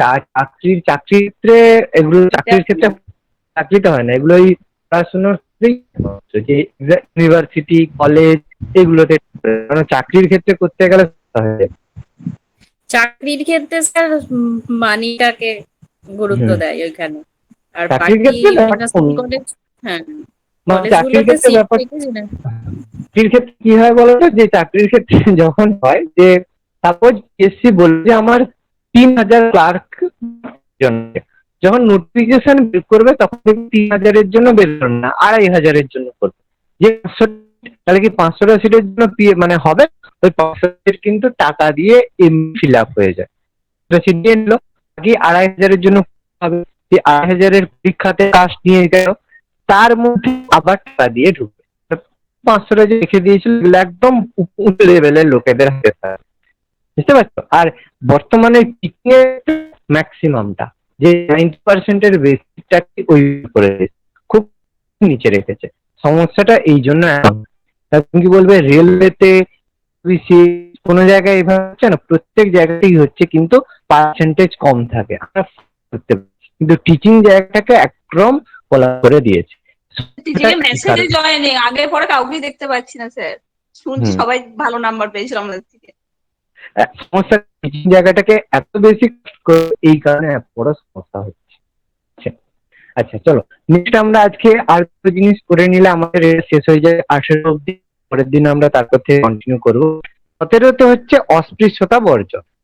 সেখানে অস্পৃশ্যকে নিষিদ্ধ বলে ঘোষণা করা হয়েছে, অর্থাৎ কাউকে অস্পৃশ্য বলে ওকে সরিয়ে দেওয়া যাবে না। অর্থাৎ অস্পৃশ্য বলে যদি কাউকে কোনো সুযোগ সুবিধা থেকে বঞ্চিত করা হয় তাকে আইনত দণ্ডনীয় অপরাধ করা হবে অ্যাকর্ডিং টু আর্টিকেল 70। এই নীতি কার্যকর করার জন্য 1955 সালে অস্পৃশ্যতা আইন বা আনটাচেবিলিটি ল পাস করা হয় এবং এই অনুযায়ী অস্পৃশ্য বলে কোনো ব্যক্তি হাসপাতাল, শিক্ষা প্রতিষ্ঠান বা সর্বসাধারণের জন্য উন্মুক্ত ধর্মীয় স্থান এইসব জায়গায় প্রবেশ নিষিদ্ধ করলে সেটা অপরাধ বলে গণ্য করা হয় এবং এক্ষেত্রে দেখো তাদেরকে সাংবিধানিক ভাবে অস্পৃশ্যতা দণ্ডনীয় অপরাধ হিসেবে বিবেচিত হলেও ভারতীয় সমাজে এখন তা বর্তমান। তো এখন আছে, অবশ্যই আছে, যেগুলো সামনাসামনি না বলে থাকে, একটু গ্রামে গেলেই দেখবে তার একটু হিন্দু বাড়ি থাকে দেখবে, কোনো যদি মুসলিম বাড়িতে ঘরে গোবর জল ছাড়ে, এগুলো দেখো, এগুলো কোনো ব্যাপার নয়, এগুলো থাকে। এগুলো যেগুলো গ্রামের দিকে বেশি থাকবে এই জিনিসগুলো থাকবে। এখনো ইউপি প্রচুর জায়গায় আছে, যদি মানে কিরকম থাকে জানো, রাজস্থান সাপোজ কোনো একটা মেয়ে হয়তো যাচ্ছে, ঠিক আছে, এটা থাকে, এগুলো হচ্ছে মুসলিমদের মধ্যে একটু বেশি। সাপোজ সে হয়তো যাচ্ছে, যেতে গিয়ে দেখলে তার ছায়াটা হয়তো কোনো একটা লোকের উপর দিয়ে চলে গেছে, সঙ্গে সঙ্গে এই ছায়াটা কেন তোর উপর দিয়ে গেল, তার সঙ্গে সঙ্গে মারধর, তোকে শুনতে হবে। প্রচুর জিনিস এগুলো প্রচুর জায়গাতে আছে, এগুলো প্রচুর জায়গায় আছে। বলো যেই জায়গায় এখন শিক্ষা পৌঁছায়নি, এই জিনিসগুলো কিন্তু এখনো প্রচুর জায়গায় আছে। যদি ফেসবুকে দেখো বিভিন্ন সময় কোনো ইউপি, রাজস্থান যে জায়গাগুলোতে এখনো যে মহিলাদের এইভাবে কিন্তু প্রচুর খারাপ ভাবে মারধর করা হয় এবং ভারতের সমাজ এখনো আছে। যতই বলো এসটিদের মধ্যে এই জিনিস, এসসি এসটিদের এখনো আছে। যখন দেখবে কোনো কাছে যখন বিয়ে হচ্ছে, সম্বন্ধ দেখা হয়, তখন দেখবে ছেলেটা যে ডাক্তার কিন্তু এসসি এসটি বিয়ে দেবো না। এখন এইগুলো দেখো, যেহেতু আমাদের রক্তের মধ্যে আছে, আমরা চাইলেও কিন্তু সহজে বের করতে পারবো না, কারণ এটা জেনারেশন পড়ে। হয়তো এই জেনারেশনে আমাদের জেনারেশন এতটা নেই, আগের জেনারেশনে আছে, হয়তো আমার জেনারেশনের ক্ষেত্রে হয়তো আমরা যখন বড় হবো তখন এই জিনিসটা থাকবে না, আবার হতে পারে থাকতে পারে করছে। তারপরে এগুলো মানুষের মনের মধ্যে আছে। ল যতই করা হোক, মানুষ যদি মন থেকে না চায় এগুলো করতে, কখনোই দূর করা সম্ভব না, তাই তো? পণ নেই এখনো, এরকম ব্যাপার যে আপনি আপনার মেয়েকে যা দিবেন দিবেন, মানে ডাইরেক্ট বলবেন না, কিন্তু ইনডাইরেক্টলি চাইতে যদি আপনি এই গাড়ি টাড়ি দিয়ে দেন ভালো, তারপরে আপনার মেয়ের তো থাকবে। তো এগুলো দেখো, যতই ল করুক, যত জায়গায় পার্থক্যের মধ্যে এসে থাকে, তাই তো? অবশ্য ডাইরেক্টও বলে একটু ব্যাক সাইডে, সে তো অবশ্যই। আমি কি বললাম মানে যে যেটা এটা লাগবে। এখন কি বলতো, সোশ্যাল মিডিয়ার যুগ না, যদি ডাইরেক্ট বলে যদি রেকর্ড করে নেয়, ওই জন্য ডাইরেক্ট বলতে চায় না, এই জন্য বলে অন্যভাবে বলছে, এটা এই আর কি। যাই হোক, তো তো আর মানে কে কাকে কে কোনো একটা ঠিক আছে না, সবসময় তো ক্যামেরা সবার মোটামুটি অন করাই থাকে, কেস দেবে। আচ্ছা এখন এসছে 4-5 বছর আগে দেখতাম এগুলো ডাইরেক্ট সবাই বলতো। এবার দেখো মোটামুটি বলেছে উপাধি গ্রহণ বা ব্যবহার নিষিদ্ধ করেন, এসেছিল WBCS এবারে। এবার তার উত্তরটা দিয়েছে, আমার আর কিছু বলার নেই, স্বাধীনতার অধিকার দিয়েছে তো। হ্যাঁ স্যার। কি করে হবে 1900 স্বাধীনতা? আমি কি বলবো, এইগুলোকে তারা বলছে 18 নম্বর স্বাধীনতার অধিকার। কি বলতে পারি বলো? সাম্যের অধিকার স্পষ্ট আমরা দেখছি, জানছি, এরকম কি বলতে পারি? কিন্তু প্রত্যেকে স্যার ওগুলো তো মেবি চেঞ্জ করবে, পরে কি আর চেঞ্জ করবে না? ওই কিটা কি আর চেঞ্জ করবে না? মানে ভুলগুলো ভুলই থাকবে। বুঝতে পারছি না, দেখো চেঞ্জ তো করা উচিত। এবার কি করতে বলছি, যেহেতু কনস্টিটিউশনাল বডি, তো এদেরকে মানে এদের বিরুদ্ধে আমরা চিৎকার করতে পারি, আর বেশি আমরা কিছু করতে পারি না, এটাই সমস্যা। স্যার চেঞ্জ তো করা উচিত, বলো। স্যার আজকে দুপুরবেলা একটা খবর দেখলাম যে ওই এবিপি আনন্দতে ওই মানে কোয়েশ্চেন পেপার নিয়ে কিছু একটা চর্চা হচ্ছে বা ওরকম কিছু। আচ্ছা আচ্ছা, কি জানি বলতে পারবো না, নিউজ দেখা হয়নি। এবারে দেখো, চেঞ্জ তো অবশ্যই করা তো উচিত, কারণ এবারও সমস্যা হচ্ছে, চেঞ্জ তো উচিত। এবার বলবো আর হ্যাঁ মানে স্যার, সোশ্যাল মিডিয়াতেও দেখছি খুব তীব্রভাবে আক্রমণ চলছে এগুলো নিয়েই। মানে বিশেষ সেটা করে দিদির প্রকল্পকেও ভুল বলে দিচ্ছে, তো দিদি তো নিজেই খেপে যাবে। একটু তারপরে সমস্যা। স্যার ওই একটা কোয়েশ্চেন আছে না, ওই যে মানে উত্তরটা সাভারকার করেছে ওই জেলে বসে কিছু একটা। Mercy petition. হ্যাঁ হ্যাঁ হ্যাঁ, মার্সি পিটিশন। ওটা নিয়ে আমি দেখলাম, পুরো নিউজটা দেখা হয়নি আমার আর। কারণ অ্যাকচুয়ালি বিজেপি থেকে আছে, তো মার্সি পিটিশন মানে এগুলো মানে সরকার হচ্ছে ঠোকার চেষ্টা করছে যে তোমাদের স্বাধীনতা সংগ্রাম যে মার্সি পিটিশন করছে বা সেগুলো রাজনৈতিক আক্রমণ একটা থাকবেই। আর কি বলবো আর। সত্যি তো অবাক স্যার, ভারত যুক্তরাষ্ট্র কি করে হলো? তাহলে স্যার আলাদা এবার পশ্চিমবঙ্গের নাগরিকত্ব দেওয়া শুরু হবে, আমি তাই ভাবলাম ওই আমি যেরকম লিখেছে।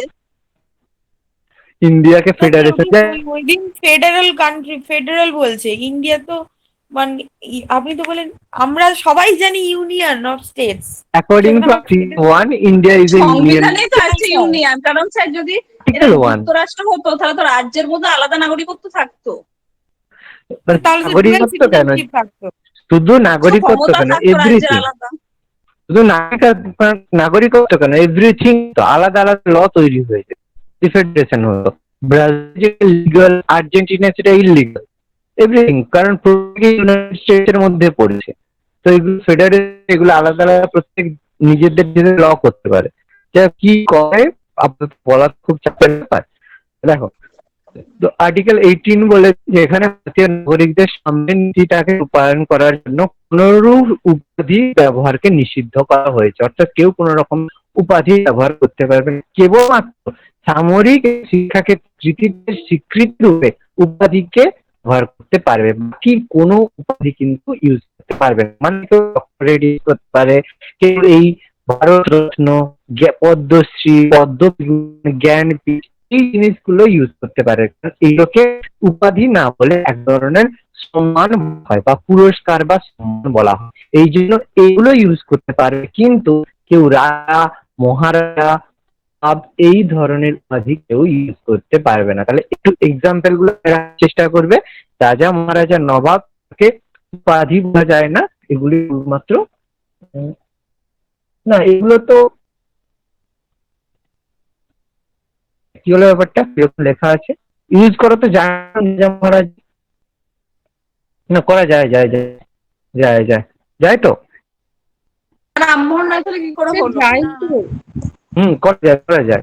রাজা, মহারাজা, নবাব এগুলো উপাধি বলা যায় না। পরে এখন দেখবে নবাব পদী ছিল, পাতৌদিকে বলা হতো, এখনো নবাব হয়। তোমাদের সেফ আলী খানকে এখনো কিন্তু নবাব বলা হয়, তাই তো, এগুলো ইউজ করা যায়। মহারাজা, নবাব এগুলোকে ইউজ করা, ভূষিত হতে পারবে না, কিন্তু সম্মান রাখতে পারে, পদ্মশ্রী, পদ্ম থাকতে পারে। কিন্তু স্যার ওটা বংশানুক্রমিক, এমনি কি কোনো সাধারণ মানুষকে দুম করে কেউ নবাব বা রাজা বা এরকম বলে দিতে পারে? যেমন রামমোহন রায়কে রাজা উপাধি দিয়েছিল, আর ও তো ওটা সাইফ আলী খান তো ওটা বংশানুক্রমিক নেই, বংশানুক্রমিক। যেহেতু পাতৌদি ছিল সেই জন্য। বলো বলো। সাধারণ মানুষ কেউ কি বলে দিতে পারে যে মানে না কোনো না, সাধারণ? এবার তুমি যদি নিজের নাম ফেসবুকে যদি দিয়ে দিতে চাও, দিতে পারো, অ্যাঞ্জেল প্রিয়া, তাই তো। হ্যাঁ স্যার দেয়।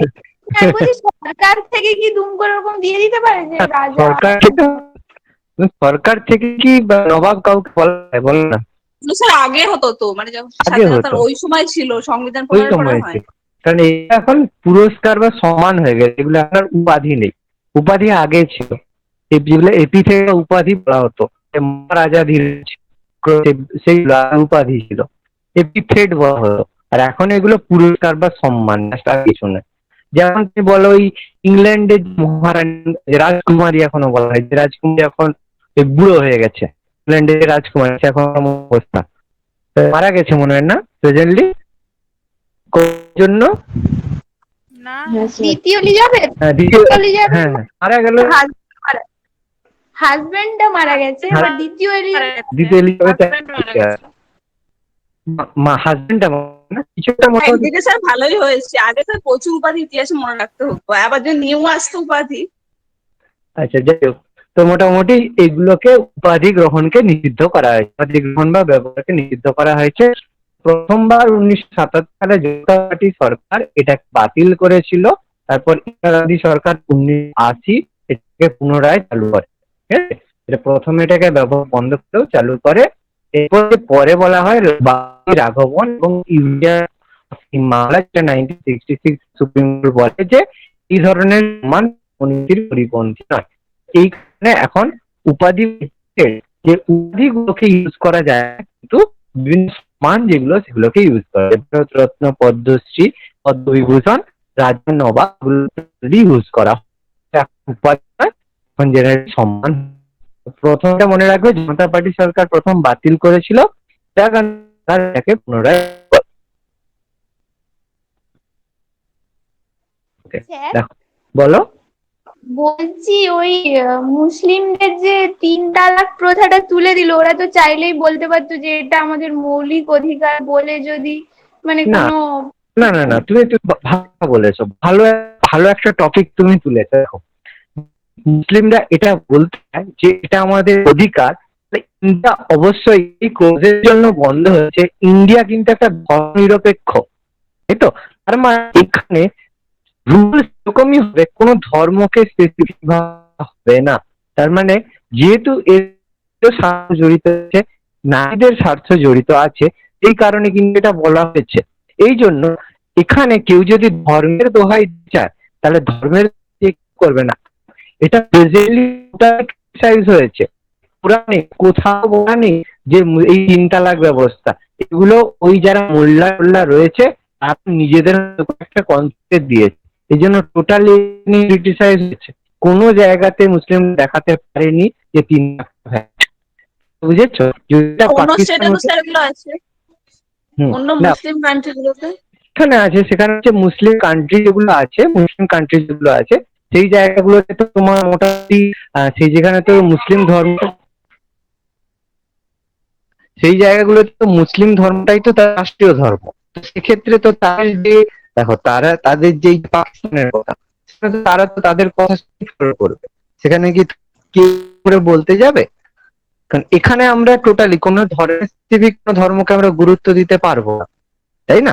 এই কারণে খুব ভালো একটা পয়েন্ট তুলছো এটা, 3 তালাকের ব্যাপারটা। যদি মুসলিম স্টেট হতো তাহলে তালাক বন্ধ হতো না, বা করতে গেলে যথেষ্ট সমস্যার সম্মুখীন হতে হতো। ঠিক আছে? হ্যাঁ স্যার। স্যার বলছি যে ধর্মনিরপেক্ষ রাষ্ট্র ভারত, কিন্তু স্যার সিটিজেনশিপের ক্ষেত্রে তো মুসলমানদের যে ওই সিটিজেনশিপ দেয় না, তখন তো স্যার ধর্মনিরপেক্ষটা কিছুটা হলেও বঞ্চিত হয়। দেয় না সেটা কোথায় বলছে? দিচ্ছে সবাইকে। তুমি কিভাবে বলতে, তুমি কিভাবে বলো? ওই বলেছিল না যে পাকিস্তান থেকে আর বাংলাদেশ থেকে আগত সমস্ত ধর্মের মানুষদেরই সিটিজেনশিপ দেবে, কিন্তু মুসলমানদের সিটিজেনশিপ দেবে না। ওটা কি দিয়েছে একটু, সিএএ যে বিলটা দিয়েছে ওখানে বলেছে যে যদি কাউকে ধর্মীয় কারণে বিতাড়িত হয়ে আসে তাদেরকে সিটিজেনশিপ দেবে না। কারণ তুমি ভাবো 3 যে কান্ট্রির নাম বলেছে, পাকিস্তান, দেশ, আফগানিস্তান, 3টে স্টেটই মুসলিম ধর্ম, 3টে স্টেট থেকে ধর্মীয় কারণে বিতাড়িত আসবে না। যেই জায়গার রাষ্ট্রীয় মুসলিম সেখান থেকে কেউ ধর্মীয় কারণে মুসলিম বিতাড়িত হয়ে আসবে, এটা জোকস লাগছে না? হ্যাঁ স্যার।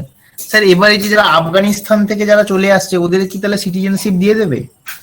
দেখো আফগানিস্তান থেকে যারা আসছে বেশিরভাগই কিন্তু ইন্ডিয়ান সিটিজেন, যারা তারাই আসছে, মানে কোনো না কোনো চাকরি সূত্রে তারা ভারত থেকে ওখানে গিয়ে job করতো, তারা কিন্তু আসছে। এরকম বলেনি যে যারা আসছে সবাইকে ইন্ডিয়ান সিটিজেনশিপ দেবে, এটা কিন্তু একদমই হয়নি। আর ওটাও যারা আসছে তারা কিন্তু ধর্মীয় কারণে কিন্তু নির্ধারিত হয়ে আসেনি, রাজনৈতিক স্থিরতার কারণে আসে। ব্যাপারটা বুঝতে পারছো? হ্যাঁ স্যার। ক্লজ আলাদা। ওকে, আচ্ছা বলো আর কারো কোনো doubt? স্যার বলছি 3 বিঘা করিডোরের মাঝখানে যারা রয়েছে তাদের যে নাগরিকত্বটা দেওয়া হয় ওটা কি ঠিক স্যার? মানে দেখো, ভারত বাংলাদেশের মাঝখানে ব্যবধানটা। এবার ভুল বিচার আমি দেবো বলতো? আমি লজিক্যালি কোশ্চেন আসতে গেলে আমি কি করে বলছি? আমার তো পাওয়ারও নেই বা এও নেই। দেখো, আলাদা এই যে কাউকে মানে আফগানিস্তান থেকে যারা ভারতে আনছে তাদেরকে আনাটা কেউ তো আমার পার্সোনাল মত জিজ্ঞেস করা উচিতই না, কারণ অলরেডি ইন্ডিয়ার পপুলেশন ভেরি হাই। যারা ধৈর্য করেন বিতাড়িত কেন তাদেরকে এগুলো বলবে না? তাদেরও তো বাঁচার অধিকার আছে। তাহলে এগুলো দেখো, মত অ্যাকর্ডিং টু ম্যান ভ্যারি করবে।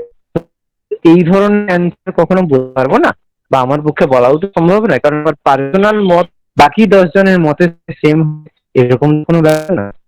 হতে পারে না?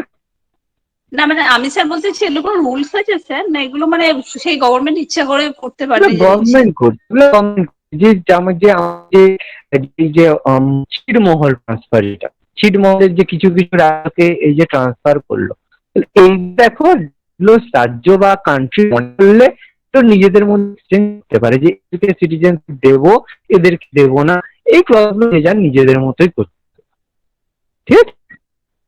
আচ্ছা আচ্ছা, আর কারো কোনো ডাউট? স্যার বলছি ওই যে 16 নাম্বার আর্টিকেল যেটা বললো যে সরকারি চাকরি লাভের ক্ষেত্রে সবার সমান সুযোগ সুবিধা, কিন্তু ঠিক আবার আপনি যদি 29 আর্টিকেলটা দেখেন, ওখানে তো আবার লিখেছে যে সংখ্যালঘুদের স্বার্থ সংরক্ষণ। তাহলে ওটা কি খালি শিক্ষা সংস্কৃতির ক্ষেত্রেই নাকি সব ক্ষেত্রেই বলতে চাইছে? অ্যাকচুয়ালি দেখো, এটা তো জেনারেল সমস্ত ক্ষেত্রেই করছে। কারণ কি, যে তুমি দেখো প্রমোশনের ক্ষেত্রেও দেখো সেম ব্যাপার। প্রমোশন ক্ষেত্রে যারা এসটি সংখ্যালঘু রয়েছে তাদেরকে বেশি প্রমোশন দিচ্ছে, তাহলে অবভিয়াসলি থেকে এই জিনিসটা করছে। হ্যাঁ, বলছি দেখো সংবিধানে কিছু বলছে যে বৈষম্যমূলক আচরণ করা যাবে না, আবার মাইনরিটি যারা তাদেরকে ভাবে তোমার হচ্ছে সংরক্ষণ দিচ্ছে। ঠিক আছে? নতুন যে স্যার রিজার্ভেশন গুলো চালু হয় স্যার, ওগুলো কি মানে সংসদে অ্যাপ্রুভ করাতে হয়? অবশ্যই অবশ্যই। ইডব্লিউএস যে economically backward section constitution amendment করে হয়েছে। অবভিয়াসলি এগুলো তো অ্যামেন্ডমেন্ট না করলে যে কেউ চাইলে কি বসিয়ে দিতে পারবে না, এগুলো অ্যামেন্ডমেন্ট করে হয়। ওগুলো স্যার ক্ষমতা শুধুমাত্র সংসদের থাকার কথা। সংসদেই তো হয়েছে। কিন্তু স্যার এই যে প্যারাটিচারদের 10% সংরক্ষণ, এটা তো স্যার রাজ্য সরকারের পরীক্ষায় হয়। এটা কি করে হলো স্যার? কোর্টের মধ্যে আছে এডুকেশন। স্যার যে প্রাইমারি আপার প্রাইমারিতে হয় না, যারা প্যারাটিচার থাকে মধ্যে আমি 10% আগে ছিল না? বুঝতে পেরেছি। এগুলো তোমার কোন লিস্টের মধ্যে আছে? কনকারেন্ট লিস্টের মধ্যে আছে, তাই না? হ্যাঁ স্যার। কনকারেন্ট মানে এই জায়গায় রাজ্যসভার এখান থেকে যদি রাজ্যসভার বিধানসভার মধ্যেই এগুলো হয়ে যায়, এগুলো বিধানসভা থেকে এই জিনিসগুলো হয়ে যায়, কারণ আলাদা করে রেজলিউশন পাস করে এই জিনিসগুলো দিয়ে যায়, এই সমস্যা হয় না। ইউলিস্ট থেকে কিছু জিনিস বের করতে গেলে খুব চাপের ব্যাপার, সেখানে লোকসভা ইনক্লুড হয়ে যায়। যখন এই কনকারেন্ট লিস্ট বা স্টেট লিস্টের মধ্যে থাকবে, এখানে বেশি সমস্যা বা বেগটা হয় না।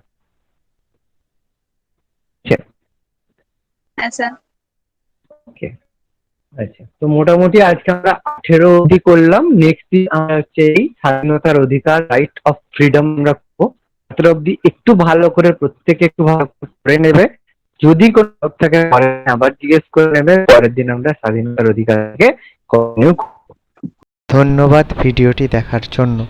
আমাদের ভিডিওটি কেমন লাগলো অবশ্যই কমেন্ট বক্সে জানাবেন, এবং পরবর্তী ক্লাসের এই ধরনের ভিডিও পেতে অবশ্যই আমাদের চ্যানেল MICS এডুকেশন সাবস্ক্রাইব করবেন।